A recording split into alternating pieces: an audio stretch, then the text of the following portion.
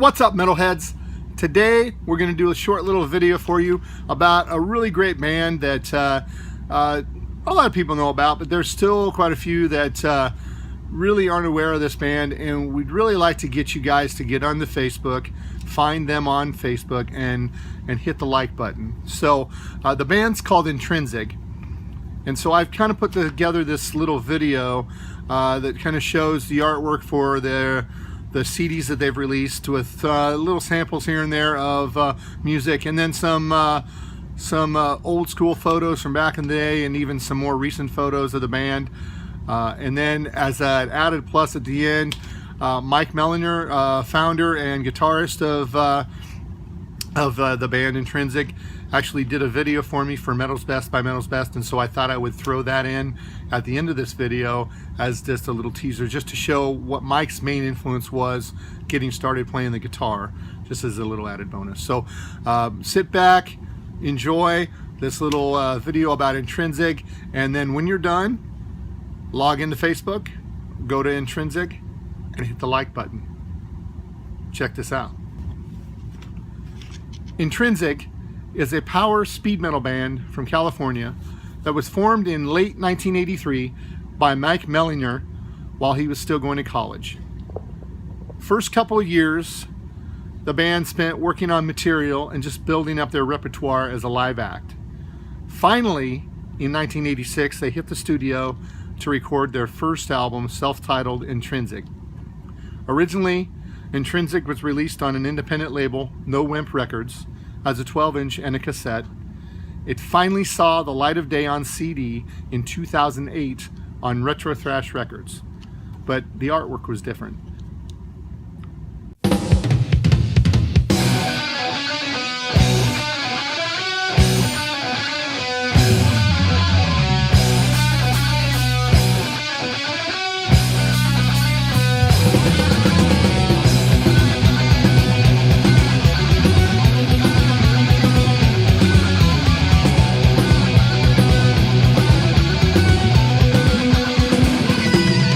Some figure things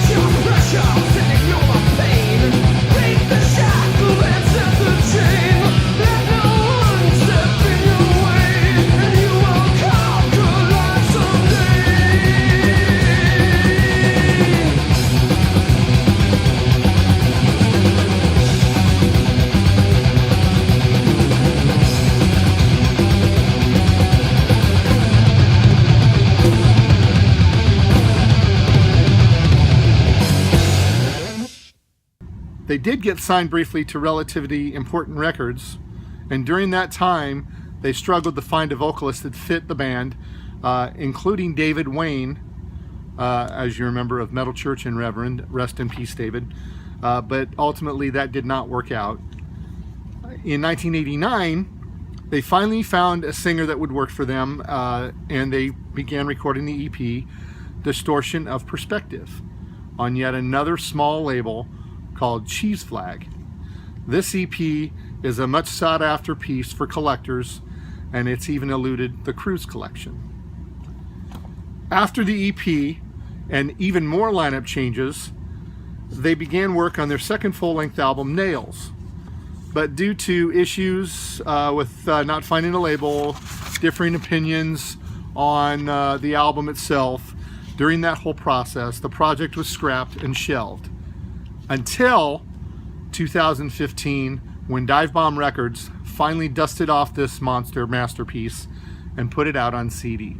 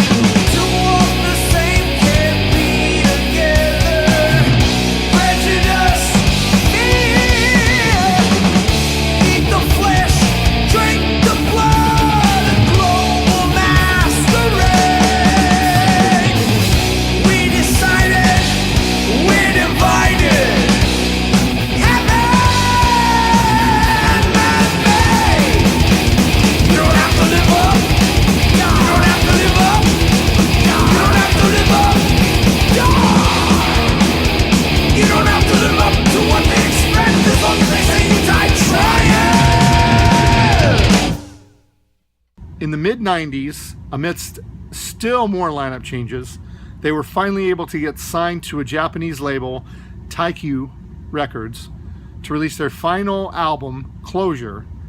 And as it turned out, that might have been an appropriate title, because the band dismantled shortly after that.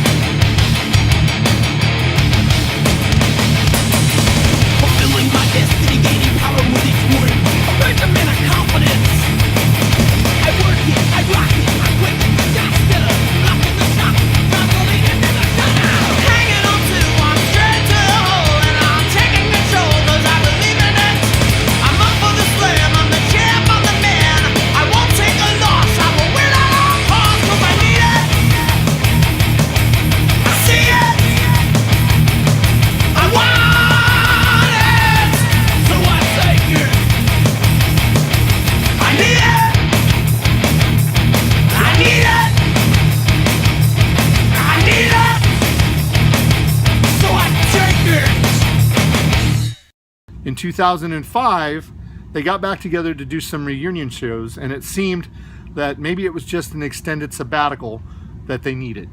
The creative juices seemed to be flowing again, and then with the release of Nails by Dive Bomb in 2015, it appears that we have not seen the last of Intrinsic. Mike Melliner, the founding guitarist, is truly appreciative of his fans, and in addition to Intrinsic having a band page on Facebook, he has his own personal page and embraces his past there as well. He was even kind enough to take part in my series, Metal's Best by Metal's Best, and answer the difficult question, what's your favorite metal album of all times, and why was it such an impact on your life? And so, thank you very much for listening and watching this wonderful video about Intrinsic.